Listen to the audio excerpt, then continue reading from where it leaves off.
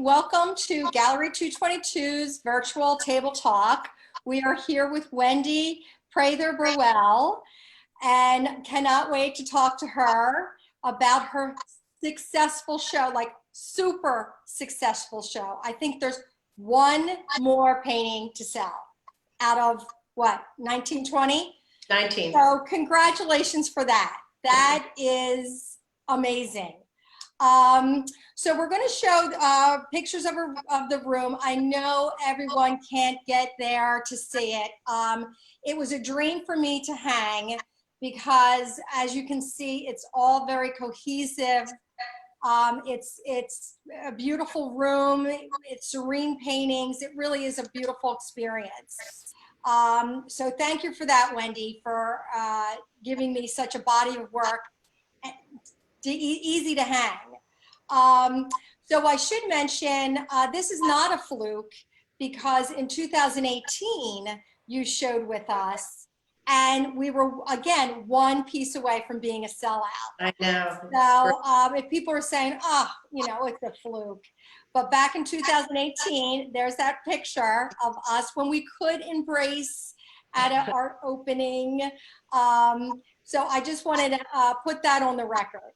So honestly, Wendy, we at Gallery222 always like to know about the artist. So let's just start from the beginning. Where did your artistic journey begin? Well, I didn't have a formal art education, but I took over the course of my whole adult life 3 different kinds of classes. And when I graduated from college, I went to work in publishing, and I really quickly became interested in the making of the book, the design and production of it. So I started taking classes at Parsons and the School of Visual Arts in graphic design. And between those classes and my work there, I got a real sense of how things fit on a page. You know, the title, the text, the photographs, and the illustration, and just sort of more of a spatial awareness. And then later, when we moved to this house and I got really interested in plants and gardening, I started taking classes at Longwood Gardens. So I did a horticulture program there, and then I started taking botanical illustration classes too. And I did that for 5 years. And what I got out of that was just such a love for plants as subject matter, and also just a real fascination for what makes one plant different from another. You know, is it the branching habit, or the leaves, or the stem, or seed pods, you know, all those little details that continue to fascinate me. And the third kind of class that I have been taking and continue to take is figure painting. And, you know, as humans, we are just so attuned to other human faces and bodies. So if I show you a picture of a human or a person, and it's a little bit off, you may not be able to articulate what's wrong with that painting or drawing, but you know it's wrong. So the more you paint portraits and figures, the more your eye just becomes so much more sensitive to, you know, subtle differences in color, value, texture, distances between features in the face, and gesture. You know, if you're painting a model and she's got this great shrug to her shoulders, or, you know, her arm juts out in a really interesting way, that's really fun to paint. And when you start painting a lot of that with humans, you really start seeing it in plants too. So I think about, there's a magnolia painting in the show that has just this awkward jutting branching habit, and I just love that. And if I'm able to capture that, then it you know, turns it from being a generic painting of a branch, and it becomes a very specific painting of a magnolia branch. And that's something that's very interesting for me as both an artist and a lover of plants. This is on. Sorry. What you're saying is the plants are striking a pose, and you have to, exactly. you know, you have to capture that. Right. So, you know, nobody would say to you, if you want to be a still life painter, you should have classes in graphic design, botanical illustration, and figure painting. But in retrospect, those things really have helped me so much paint the subjects that I like to paint in the way that I like to paint them. And of those three, I would say that figure painting has been the most helpful because it has really just made me more of a sensitive observer of the world around me. Well, I could see, like, we're going to talk about your pineapple painting a little later, but like it's cut and inside it almost seems like fleshy, like there's you have layers of color that I could see if you were painting a figure, you would do pretty much the same approach. So, exactly, and that's something that you maybe don't see when you are a new painter, but you also don't even see that in the beginning when you're an experienced painter. You might be not even seeing that until you're really far along into the painting, and then you start noticing those little differences. So the further along I go in a painting, the more I really see in the subject. So that's one of the benefits of being a slow painter, is you have time to absorb these things. Yeah. So I should mention a lot of budding artists do tune in. So before we get into your process, I want to make a note, like, please, in the comments, put your questions to Wendy. And if we don't get them answered during this time, Wendy will go back and answer them at a later date. Absolutely. So specifically, I got lots of questions when I was doing my little studio tour, my gallery tour, I should say. Photograph, real life, like, start talking about all that whole, your process. Yeah, so when somebody asked during the tour if I work from photographs or from life, that's a really good question, and I'm actually surprised I don't get that more often. I used to be a real purist about just working from life, and because I am a slow painter, I was finding that I didn't finish anything. So now I use a combination of those two things. So as much as possible, I try to start painting a painting from life because starting a painting is a really exciting time, and if I have the subject there right in front of me instead of having a photograph of the subject, it just sort of adds to that excitement. And I also like having the real thing with me at the end too, and I'll get back to that. So where I really find photographs useful is in the middle, and I just have to be sure that I plan ahead. So before I start a painting, I know that I have photographs that I can use later on, that they have the information that I need. I don't want to put hours into a painting and then find out later that I go back and look at my photographs and see that they just don't have the information that I need. So that's something I've learned, from experience.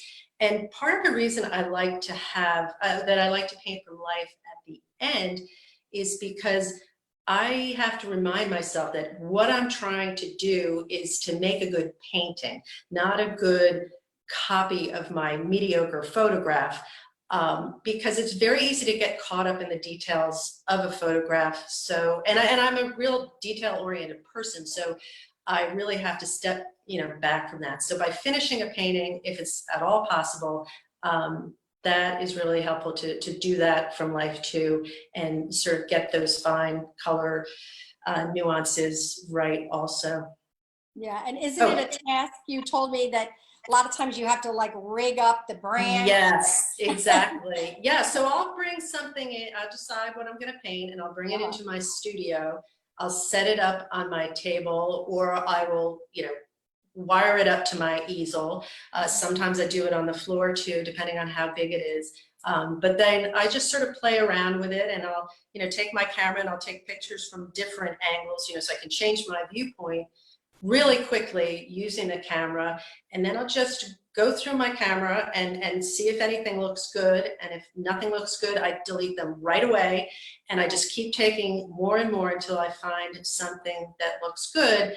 And then I can go in and start cropping and finding out what looks right. If something doesn't look good on in a really small scale on my phone or on my iPad, it's probably not going to look good blown up to, 18 by 24 too. So I'm really trying to pay more attention to that now, and then I can figure out the size and proportions of my canvas after I decide on the composition. I used to try to fit my subject into a standard canvas and, work, give sort of priority to the size of the canvas. And then I would find, hours into a painting that I wish that it was 2 inches wider, or there wasn't so much space at the top. Right, yeah, you ran out of space. Yeah, so you spend all this time working on it, and then I would redo it, for 2 more inches. So I really try to plan for that in the beginning now. I kind of think having those right proportions from the beginning is kind of like having good paints or good brushes. It's very hard to do a good painting, and any leg up that you can give yourself from the start is well worth the trouble. Yeah. So the next thing you have to decide is the background. So Yeah. you talked to me a little bit about it, which I found was so interesting. Yeah. The black, the white. So give us some like insight on that. Yeah, it's sort of a gut feeling what I choose from the beginning. Occasionally I would switch, but almost always I sort of know from the start. When I decide, and it's more than a color issue, it's really a mood issue. So when I think about these paintings with the dark backgrounds, I think of them as being traditional, formal, mysterious, and having a lot of depth to them. So if I'm painting some branches, I often do use a dark background because I can lose a lot of that foliage into the background, and it's sort of either falling into it or emerging out of it. But anyway, that sort of adds to that sense of mystery that I really like a lot. And if I'm painting a light colored painting, I usually choose that because I want it to feel more open, more casual in a way, more contemporary, just more direct and straightforward. And so I like these two things separately, the dark and the light, the traditional and the contemporary. What I really like is when they start mingling. So if you have a traditional painting and you bring in some contemporary elements to it, and sometimes that's just a very simple pared down composition, which feels more contemporary to me. And then with the lighter colored paintings, I try to bring a little history or age into them. And lately what I've been doing with all of these hanging branches and fruit and things like that, that is very much a classic still life theme. So I just love that I can be part of that still life tradition and, be part of that continuum. That's something that I think is really exciting to be able to tap into that. So it's really a little bit of a mix of both. It's never equal parts, yeah, but it's a balance, and you work that well, that balance. Oh, thank you. If I had to decide, I couldn't decide which one's, the black or the white. Yeah, and I feel, and they look well together, like you're saying. In the room, it's just they're gorgeous. Your property, I've been to a few times, and I know that is part of your inspiration. Your home is an older home, and it has beautiful grounds and a lot of foliage and plants. You do have a phenomenal tour of your studio on Instagram. If Wendy Prather Burwell on Instagram, it's a great little video, and it really gives a good feel, and you can see where her inspiration lies. So tell us about that. Do you just go out in the backyard and something catches your eye? Yeah, exactly. So having this studio at my house really influences a lot what I paint, because there is a door that goes directly outside, excuse me, that goes directly outside. I just go down the steps and I'm sorry. There are you know, lots of trees and branches. I can go out there with my pruning saw or my clippers. Sometimes things fall down in a storm and I can just pick those up and bring them into the studio. Almost all of the branch paintings that are in this show and a lot of the other paintings are things that I've found in my yard, and some are from across the street. One is from my friend's garden. So, you know, everything is pretty much close to home. And, you know, really at this point, that's everything that I need for subject matter is pretty much right here. You know, I will still go get things at the farmer's market, but you know, mostly everything is right here, and I really like being able to just go out and get it. So there are a lot of stone walls in our yard. This one showing now is a really old one. The house is really old. The other two that you have pictures of are dry stone walls that my husband actually built over the time that we've been here. Oh, that's wild. I do. Your studio is so lovely that it is it looks like you're in a tree house. It has amazing light. Your second story, and it really is really a cool space to create.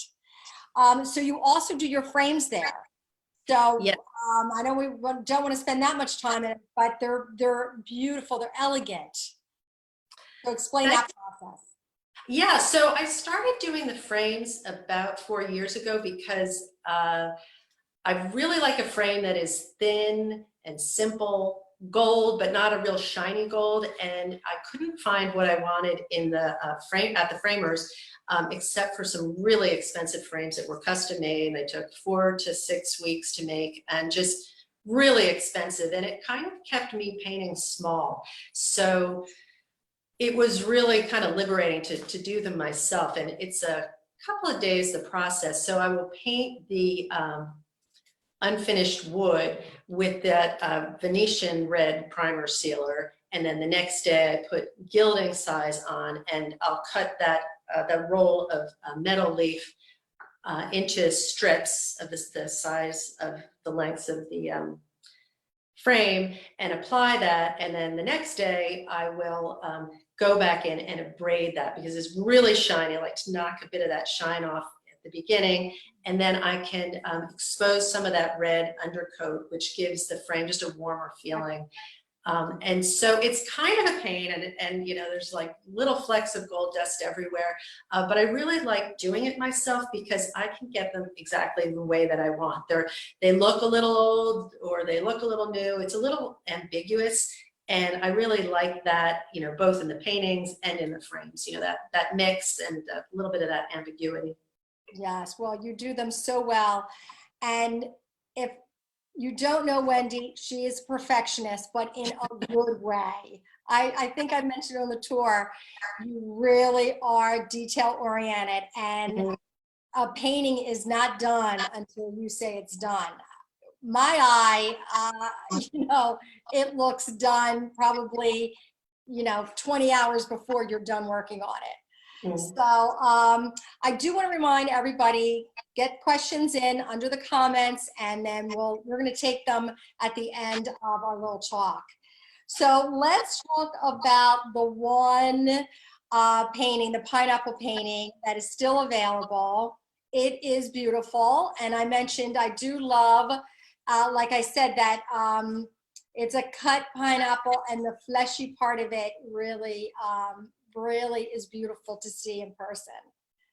I just want to quickly say one thing about the photography, and I took this picture myself, but I have been having a little trouble with photography, and that this actual painting has a much creamier, the off-white background there is much creamier in the real painting, so it sort of has a little bit more of a more subtle look.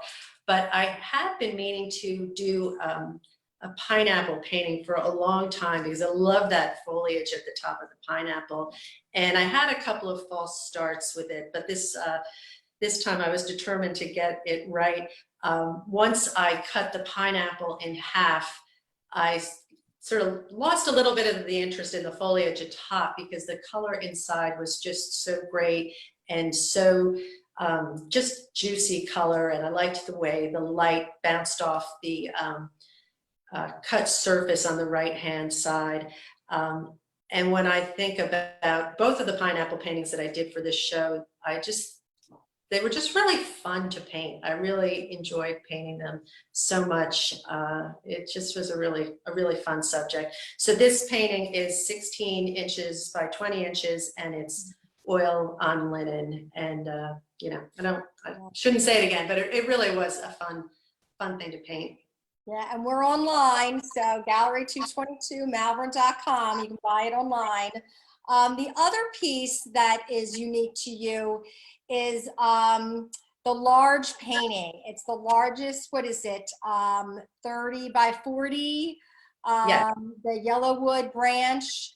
What was that daunting to do? Well, I had a big canvas in my studio because I was working on a different kind of painting, and I just kept looking at it and thinking it was so exciting to have a canvas that big in my studio, because I usually paint things life size, which means that they're smaller paintings. So I kind of had to think of something that was big to do a big painting. So I have this amazing Yellowwood tree in my backyard, and it was blooming, and it's got this great wisteria-like flower to it. So I went outside and I cut this very long branch. I think it was 6 or 8 feet long, and I dragged it up the stairs to my studio. It was really too big to even hang from my easel. So I put a bunch of foam core down on the floor and a cardboard presentation board behind it, and then I could wire it and clamp it up to the furniture in the studio. So I had to get on my stomach on the floor to photograph it.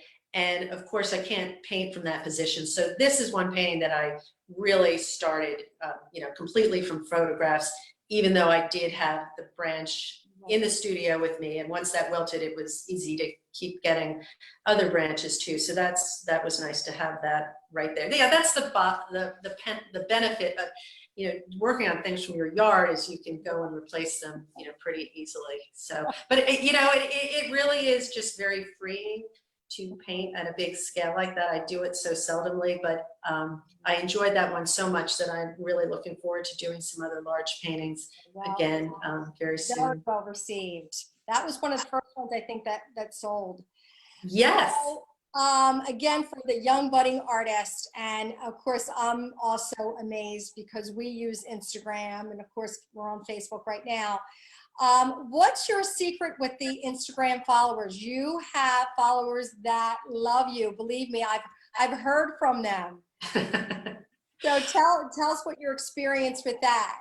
Yeah, so I have been very lucky with Instagram, and the luckiest thing of all was being discovered by Duval Kitchens, and they are a British kitchen company. They make these handmade cabinets, and they're really beautiful. And I had been familiar with that company before. This is a picture of their New York showroom. I knew of them before, and I really loved them. It was my taste, you know, only much better. So I was so excited when I heard from the owner that they wanted to buy some original art for their new showroom that was going to be opening in New York in April of 2019. And you know, what they found me through this hashtag that I use called Art in the Kitchen, which, because I love oil paintings and I like cooking and kitchens, I really just love the way a real painting looks in a kitchen. I think it really adds a lot of depth. So, you know, I was using hashtags that fit that. And in the beginning, when I was on Instagram, and I've only been on for almost about 2 years, I really shopped around for hashtags. And in a way, you don't have to have a lot of good ones or a lot of good followers, but if you get one good follower, like Duval has been for me, it really is huge, because, you know, now I have people following me from the UK and Australia and really all over the world, because they've got followers all over the world. So that has been really exciting, and it's just a really, you know, amazing company to have my little small affiliation with. And now Deval also had a big announcent because now I follow them because you follow them. So I think you have a little inside scoop on them. Yeah, so I had heard sort of inklings about this, but I just found out a couple of weeks ago that Joanna and Chip Gaines, who have a huge following on TV, they did this show called Fixer Upper, and that sort of mushroomed into this, you know, whole empire of a magazine, TV shows, restaurants, but they bought the DIY network, and they were looking for different people or companies in creative fields that they could create original programming for this new network. So they approached Deval right around the time that they opened the showroom in New York, and I think it's just going to be amazing because Deval not only makes these beautiful cabinets, but they do a lot of other things too. Like they have people that are in-house that make lighting, ceramics, tile. They cast the hardware for the cabinetry. They'll have people hand paint cupboards with decorative motifs. So there's a lot there for people to watch. But the other thing that's going to be really great about it is they have projects in some of the most amazing houses in the English countryside, or, you know, really grand London townhouses. So it's going to be a real visual treat, I think. I'm really excited to see it. I don't think it may not be until early next year now that I know things got pushed back. But you can see the trailer for it on the DIY network, which is going to be renamed the Magnolia Network. So I think it's going to be a fun show. We're like, you know, a couple degrees away from that. That's very cool. Very cool. So now I'm going to go and look at questions. Okay. Oh, wow. We have someone, Catherine Harding, is watching from the Oregon coast. You gotta love that. She asked, who are the classic painters you have been influenced by? I would say the biggest one is Juan Sanchez Cotan, and he has done it. I'm not in my studio because we didn't get good connection there, but these very old Spanish paintings with a very dark background and lots of fruits and vegetables suspended from strings, and just those paintings that have like a real sense of mystery and have that subject matter that I love, the fruits and the vegetables hanging there. That's a big one. And there's another artist, William Nicholson, who has a lighting effect that I like. He's got this painting called the Luster Bowl, and it's got, you know, also another dark background, but the way the lighting sort of comes in from the side sort of gives a feeling of enclosure. And you can see it in some of my paintings with the darker background, how the shadows sort of come in from both sides to give a feeling of enclosure. So I like that. And he too has, you know, this subject matter that's very simple, earthy subject matter, but it ends up, you know, having a little formality to it and a little mystery to it. And those are things that I really admire. Oh, fantastic. And Ayanka Cole McDonald loves Wendy's work, and Wendy's frames inspires her to make her own. Great. So you're inspiring people to make their own frames. That's phenomenal. That's nice. Liz Bradley, she's part of the Gallery222 family. She's like, your work is fabulous. Kathleen Childress Davidson would love to see you paint bleeding hearts or dahlias. Have you ever tackled those? I have done bleeding hearts when I was doing botanical illustration, and I do have them growing in my yard. So I will keep that in mind. I've never grown dahlias, so maybe I will try that. Right. Well, thanks, Kathleen. Yes, this has been great. So you really only have one painting left if you're interested. It's Gallery222 Malvern.com. Our next table talk is Alicia Acelta, and she will be next Wednesday, same time, 5/27 at 2 p.m. And thank you so much, Wendy. I thought that was extremely informative.